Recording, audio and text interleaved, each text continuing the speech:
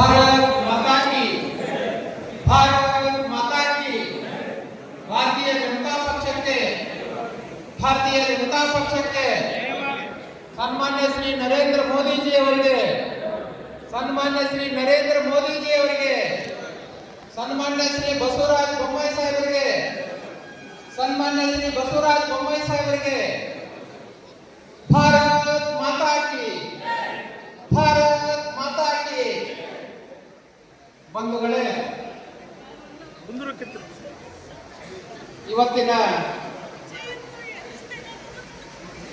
Viksit Bharat guarantee for Rozgar and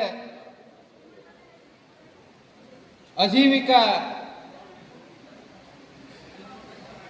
ಈ ಒಂದು ಗ್ರಾಮೀಣ ಯೋಜನೆಯ ಉದ್ದೇಶವನ್ನು ಕುರಿತು ಈಗಾಗಲೇ ನಮ್ಮ ಕೆಲ್ಗಾರ್ ಡಾಕ್ಟರು ಮತ್ತು ಮೇಡಮ್ ಅವರು ಕೂಡ ಹೇಳಿದರು. ಈ ಒಂದು ಕಾರ್ಯಕ್ರಮದ ಉದ್ದೇಶ ನಾವು ಜನರಿಗೆ ತಲುಪಿಸುವಂಥ ಕೆಲಸ ಆಗಬೇಕಂತಕ್ಕಂಥದ್ದು. ಈ ಒಂದು ಕಾರ್ಯಕ್ರಮದ ಅಧ್ಯಕ್ಷತೆ ವಹಿಸಿದಂಥ ನಿಮ್ಮೆಲ್ಲರ ನೆಚ್ಚಿನ ನಾಯಕರು, ಜಿಲ್ಲಾಧ್ಯಕ್ಷರಾದಂಥ ವಿರೂಪಾಕ್ಷಣ್ಣ ಬಳ್ಳಾರಿ ಅವರೇ, ಹಾಗೂ ಈಗ ಆಗಮಿಸುತ್ತಿರುವ ನಿಮ್ಮೆಲ್ಲರ ನೆಚ್ಚಿನ ನಾಯಕರು, ಮಾಜಿ ಮುಖ್ಯಮಂತ್ರಿಗಳು ಹಾಗೂ ಹಾವೇರಿ ಗದಗ ಲೋಕಸಭಾ ಕ್ಷೇತ್ರದ ಸಂಸದರಾದ ಬಸವರಾಜ ಬೊಮ್ಮಾಯಿ ಸಾಹೇಬರು, ಹಾಗೂ ಮಾಜಿ ರಾಜ್ಯ ಸರ್ಕಾರದ ಮಾಜಿ ಸಚಿವರಾದಂಥ ನಿಮ್ಮೆಲ್ಲರ ನಾಯಕರು, ಹಾಗೂ ಹಿರೇಕೆರೂರು ಕ್ಷೇತ್ರದ ಮಾಜಿ ಶಾಸಕರಾದಂಥ BC ಪಾಟೀಲ್ ಸಾಹೇಬ್ರೆ, ಹಾಗೂ ನಮ್ಮ ಜಿಲ್ಲಾ ನಾಯಕರಾದಂಥ ಶಿವರಾಜಣ್ಣ ಸಜ್ಜನ್ರವರೇ, ಹಾಗೂ ರಾಣೆಬೆನ್ನೂರು ಕ್ಷೇತ್ರದ ಮಾಜಿ ಶಾಸಕರಾದಂಥ ಅರುಣ್ ಕುಮಾರ್ ಪೂಜಾರ್ ಅವರೇ, ಭೋಜರಾಜ್ ಕರೋದಿ ಅವರೇ, ಹಾಗೂ ಶೋಭಕ್ಕ ನಿಶಿಮ್ಗೌಡ್ರೆ, ಹಾಗೂ ಸಿದ್ದರಾಜಣ್ಣ ಕಲಕೋಟೆ ಅವರೇ, ಹಾಗೂ ಅವರಿವರನ್ನದೇ ವೇದಿಕೆ ಮೇಲಿರ್ತಕ್ಕಂಥ ಎಲ್ಲ ನಮ್ಮ ನಾಯಕರೇ, ಹಾಗೂ ವೇದಿಕೆ ಮುಂಭಾಗದಲ್ಲಿ ಕುಂತಂಥ ಎಲ್ಲ ತಾಯಂದರೇ, ಎಲ್ಲ ದೇವದುರ್ಲಭ ಕಾರ್ಯಕರ್ತ ಬಂಧುಗಳೇ, ಹಾಗೂ ಎಲ್ಲ ಹಿರಿಯರೇ, ಬಂಧುಗಳೇ, ಈಗಾಗಲೇ Viksit Bharat guarantee for Rozgar and Ajeevika mission ಯೋಜನೆಯ ಕುರಿತು ಅನೇಕ ಸಂಗತಿಗಳನ್ನು ತಮ್ಮ ಮುಂದೆ ಇಟ್ಟಿದ್ದಾರೆ. ಈ ಯೋಜನೆಯ ಉದ್ದೇಶ ಏನಪ್ಪಾ ಅಂದರೆ, ಈ ಹಿಂದೆ ಏನು ನರೇಗಾ ಅಂತಕ್ಕಂಥ 2005ರಲ್ಲಿ ನರೇಗಾ ಯೋಜನೆ ಏನು ಜಾರಿಗೆ ಬಂತು, ಆ ಯೋಜನೆಯಲ್ಲಿ ಅನೇಕ ಅನೇಕ ಸ್ವಲ್ಪ ತೊಂದರೆಗಳಿದ್ದುವು, ಡಿಫೆಕ್ಟ್ಗಳಿದ್ದುವು. ಅವನ್ನ ಸರಿ ಮಾಡುವಂಥ ಕೆಲಸ ಇವತ್ತು ನಿಮ್ಮೆಲ್ಲರ ನೆಚ್ಚಿನ ಪ್ರಧಾನಮಂತ್ರಿಗಳಾದಂಥ ನರೇಂದ್ರ ಮೋದಿಜಿಯವರು ಮಾಡಿದ್ದಾರೆ. ಅದರಲ್ಲಿ ಏನು ಡಿಫೆಕ್ಟ್ಗಳಿದ್ದುವಪ್ಪ ಅಂದರೆ, ಮುಖ್ಯವಾಗಿ ಭ್ರಷ್ಟಾಚಾರಕ್ಕೆ ಅವಕಾಶ ಮಾಡಿಕೊಡುವಂಥ ವ್ಯವಸ್ಥೆ ಇತ್ತು. ಯಾವ ರೀತಿ ಭ್ರಷ್ಟಾಚಾರಕ್ಕೆ ಅವಕಾಶ ಇತ್ತಪ್ಪ ಅಂದರೆ, ಆಕ್ಚುಲಿ ಈ ಯೋಜನೆಯ ಉದ್ದೇಶ ಏನಪ್ಪಾ ಅಂದರೆ, ಕೂಲಿ ಕಾರ್ಮಿಕರು, ದಲಿತರು, ಹಿಂದುಳಿದವರು, ಯಾರು ಆರ್ಥಿಕವಾಗಿ ಸಬಲರಿಲ್ಲ, ಯಾರು ಕೂಲಿ ಕಾರ್ಮಿಕರಿದ್ದಾರೆ, ಅವರು ಜೀವನವನ್ನು ನಡೆಸಲಿಕ್ಕೆ ಅವಕಾಶ ಮಾಡತಕ್ಕ ಉದ್ದೇಶವನ್ನು ಇಟ್ಕೊಂಡು ತಂದಂಥ ಯೋಜನೆ ಇದೆ. ಆದರೆ ಅವತ್ತಿನ ಈ ಹಿಂದಿನ ಸರ್ಕಾರದ ಅವಧಿಯಲ್ಲಿ ಈ ಮನುಷ್ಯರ ಮುಖಾಂತರ ಕೆಲಸ ಮಾಡಿಸಬೇಕಾಗಿತ್ತು. ಆದರೆ ಮೆಕ್ಯಾನೈಸೇಷನ್ ಮುಖಾಂತರ ಮತ್ತೊಬ್ಬರು ಯಾವುದೇ ಮನುಷ್ಯನ ಒಂದು ಪವರ್ ಅನ್ನು ಉಪಯೋಗ ಮಾಡಲಾರ್ದನ್ನ ಮಷೀನ್ಗಳ ಮುಖಾಂತರ ಮಾಡಿಸಿ, ಯಾವುದೋ ಒಬ್ಬರ ಹೆಸರಿಗೆ ಅಕೌಂಟ್ಗೆ ಅಮೌಂಟ್ ಅನ್ನು ಜಮಾ ಮಾಡಿ, ಆ ಅಮೌಂಟ್ ಅಲ್ಲಿ ಮಧ್ಯವರ್ತಿಗಳು ಅದರಲ್ಲಿ ಕಮಿಷನ್ ಅನ್ನು ಹೊಡೆಯುವಂತ ಕೆಲಸ ಮತ್ತು ಭ್ರಷ್ಟಾಚಾರ ಮಾಡಲಿಕ್ಕೆ ಅವಕಾಶ ಮಾಡಿಕೊಟ್ಟಿತ್ತು. ಆದರೆ ಇವತ್ತು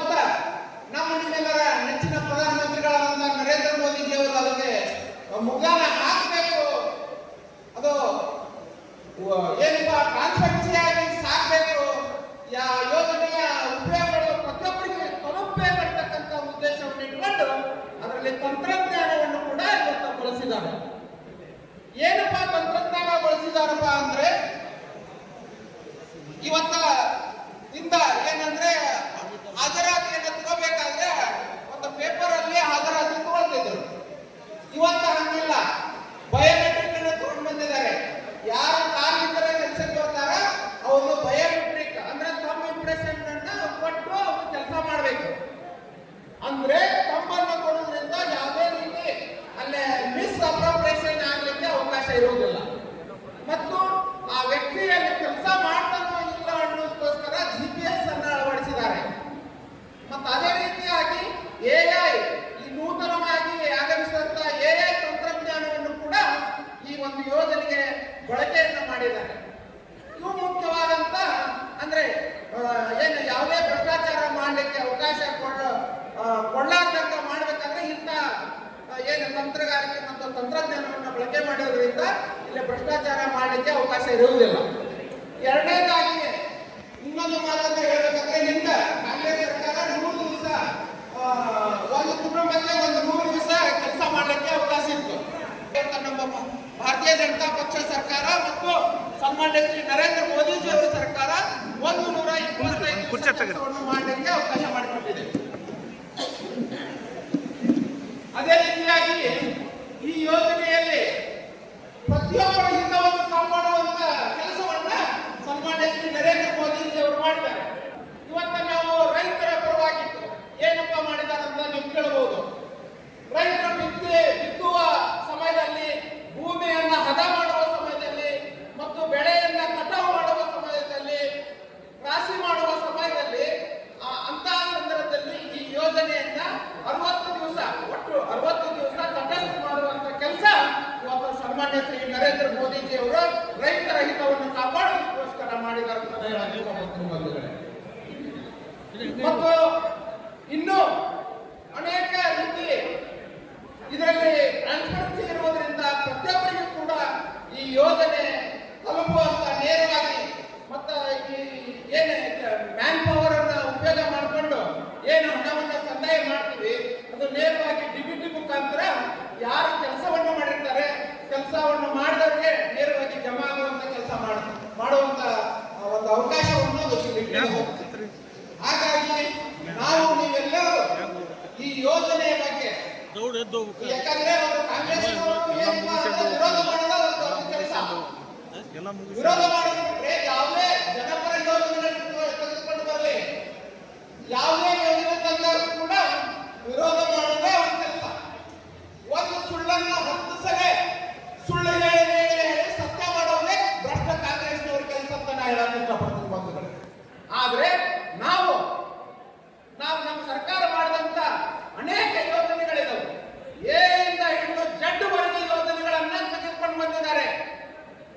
ಏನಪ್ಪ ಯೋಜನೆಗಳಂದ್ರೆ ಅನೇಕ ರೈತರ ಪರವಾಗಿರ್ತಕ್ಕಂಥ ಯೋಜನೆಗಳಿದಾವು, ದೀನ ದಲಿತರ ಪರವಾಗಿರ್ತಕ್ಕಂಥ ಯೋಜನೆಗಳಿದಾವು, ಅನೇಕ ಏನು ಕೈಗಾರಿಕೆ ಉದ್ಯಮಗಳಿರ್ತಕ್ಕಂಥ ಯೋಜನೆಗಳಿದಾವು, ಏನು ವ್ಯವಸಾಯ ಮಾಡ್ತಕ್ಕಂಥ ಯೋಜನೆಗಳಿದಾವು, ಹೈನುಗಾರಿಕೆ ಮಾಡ್ತಕ್ಕಂಥದ್ದು ಅನೇಕ ಯೋಜನೆಗಳಿದಾವು. ಅನೇಕ ತಂತ್ರಜ್ಞಾನಗಳನ್ನು ಬಳಸಿ ಇವತ್ತಿನ ಯುವಕರಿಗೆ ಕೂಡ make in India, digital India ಮತ್ತು ಅನೇಕ ಯೋಜನೆಗಳನ್ನು ಕೂಡ ಜಾರಿಗೆ ಬಂದಿದ್ದಾರೆ. ಯಾಕಂದ್ರೆ ಇವತ್ತು ಡಿಜಿಟಲ್ ಇಂಡಿಯಾ ಬರದೇ ಇದ್ರೆ ಇನ್ನೂ ಅನೇಕ ಭ್ರಷ್ಟಾಚಾರಗಳು ನಡೆಯಲಿಕ್ಕೆ ಅವಕಾಶ ಮಾಡಿಕೊಡುವಂತ ಕೆಲಸ ಆಗ್ತಿತ್ತು.